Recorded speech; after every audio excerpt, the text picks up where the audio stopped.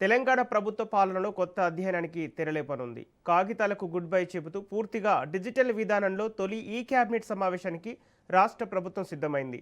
ముఖ్యమంత్రి రేవంత్ రెడ్డి అధ్యక్షతన ఇవాళ జరగనున్న మంత్రివర్గ సమావేశంలో హైదరాబాద్ మెట్రో విస్తరణ నుంచి వీబీజీ రామ్ పథకం వరకు, వానాకాలం సాగు నుంచి ఉద్యోగుల అంతర్రాష్ట్ర బదిలీల వరకు పలు కీలక అంశాలపై నిర్ణయాలు వెలువడే అవకాశం ఉంది.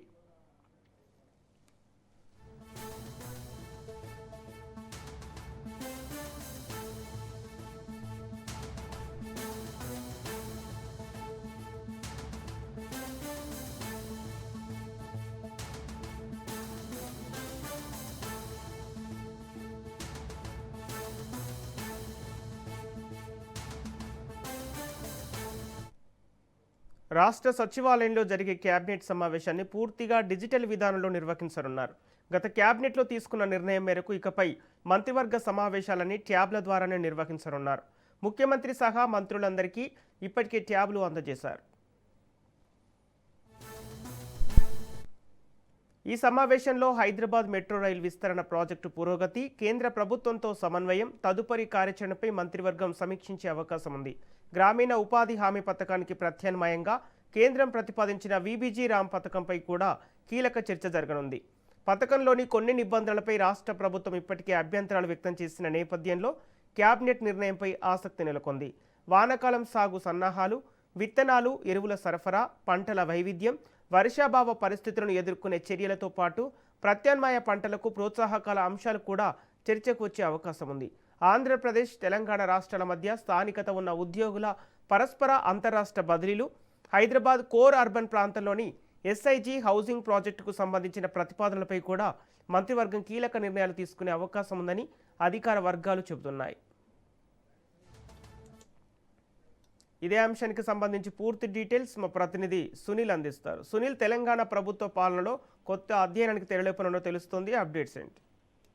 తెలంగాణ రాష్ట్ర కేబినెట్ సమావేశం ఈ రోజు మధ్యాహ్నం 3 గంటలకు ముఖ్యమంత్రి రేవంత్ రెడ్డి అధ్యక్షతన సచివాలయం వేదికగా జరగనుంది. ఈ కేబినెట్ సమావేశం గతంలో కంటే ఈసారి కొంత డిఫరెంట్ గా జరిగింది. ఎందుకంటే గతంలో అందరికి కూడా కాగితాలు, నోట్బుక్స్ ఇచ్చేది, కానీ ఇప్పుడు డిజిటల్ ట్యాబ్స్ ఈ కేబినెట్ గా ఈసారి నిర్వహించే అవకాశం ఉంది. డిజిటల్ లో కేబినెట్ సమావేశం కూడా నిర్వహించే ఉంది. ప్రతి ఒక్క మంత్రికి ట్యాబ్ ని కూడా మీకు గత కేబినెట్ లోనే మంత్రులకు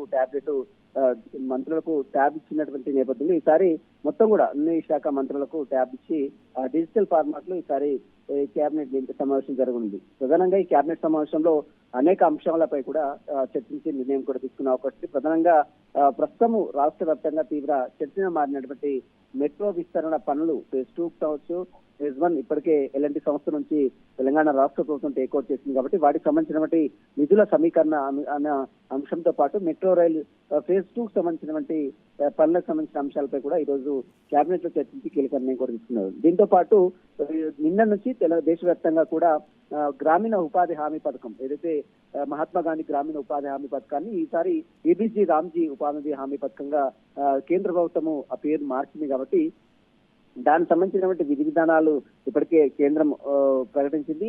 నిన్న నుంచి కూడా దేశవ్యాప్తంగా చట్టాన్ని అమల్లోకి తీసుకొచ్చింది. అయితే ఈ చట్టాన్ని రాష్ట్ర ప్రభుత్వం అమలు చేయాలా లేదా 125 రోజుల పని కల్పించాలా? ఎందుకంటే గతంలో కంటే ఈసారి రాష్ట్రాల మీద కూడా కొంత ఆర్థిక భారాన్ని కేంద్ర ప్రభుత్వం మోపింది. ఎందుకంటే 60-40 రేషియో ప్రకారము గ్రామీణ ఉపాధి హామీ పథకంలో ఉన్నటువంటి ప్రజలకు డబ్బులు చెల్లించాలంటూ కూడా కేంద్రము ప్రతిపాదనలు తీసుకొచ్చింది. కాబట్టి దానికి సంబంధించినటువంటి అంశంపై కూడా, ఎందుకంటే మహాత్మా గాంధీ గ్రామీణ ఉపాధి హామీ పథకాన్ని ఇప్పుడు వీబీజీ రామ్జీ అనే పేరు మరి వికసిత్ భారత్ ఉపాధి హామీ పథకంగా పేరు మార్చింది కాబట్టి వాటిని రాష్ట్రంలో అమలు చేయాలా లేదా అన్న అంశాలపై కూడా ఈరోజు కేబినెట్ సమావేశంలో నిర్ణయం తీసుకొని కీలక నిర్ణయం కూడా తీసుకునే అవకాశం ఉంది. దీంతో పాటు కేంద్ర ప్రతిపాదనకు సంబంధించిన అంశంపై కూడా వానాకాలం సాగునీరు సంబంధించిన అంశాలు, రేపు ప్రస్తుతం విత్తనాలు, ఎరువులు, ఎందుకంటే ఇప్పటికే అటు రామగుండం ఎరువుల ఫ్యాక్టరీలో యూరియా ఇక్కడే తయారు చేస్తున్నప్పుడు కూడా రాష్ట్రానికి అందించాల్సినట్టు యూరియా సరైనటువంటి మోతాదులో సప్లై చేయకపోవడంతో రాష్ట్ర ప్రభుత్వం కూడా కొంత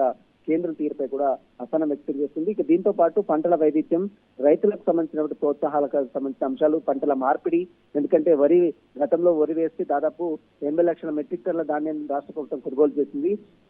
ఈసారి ఎక్కువగా పండించే అవకాశం ఉంది కాబట్టి వరికి బదులు ఆల్టర్నేట్ గా వేరే పంటలు కూడా సాగు చేయాలని రాష్ట్ర ప్రభుత్వము పంటల మార్పుకి సంబంధించిన అంశాలపై కూడా ప్రజల్లోకి ఏ రకంగా దీన్ని తీసుకెళ్లాలన్న ఓకే. అంశాలపై కూడా ఈరోజు కేబినెట్ సమావేశంలో చర్చ నిర్ణయం తీసుకున్న ఒకటి ఉంది. ఇంకా అంతరాష్ట్ర ఉద్యోగ బదిలీలకు సంబంధించిన అంశాలతో పాటు ఎస్ఎస్జి హౌసింగ్ ప్రాజెక్టులు, మరోవైపు కొత్త సిఎస్ ఇప్పటికే నూతన సిఎస్ వచ్చారు. నూతన సిఎస్ సంజయ్ జాజు నేతృత్వంలో ఈరోజు కేబినెట్ సమావేశం మధ్యాహ్నం 3 గంటలకు సచివాలయం వేదికగా జరగనుందని చెప్పవచ్చు. Sampath. Okay, thank you Sunil.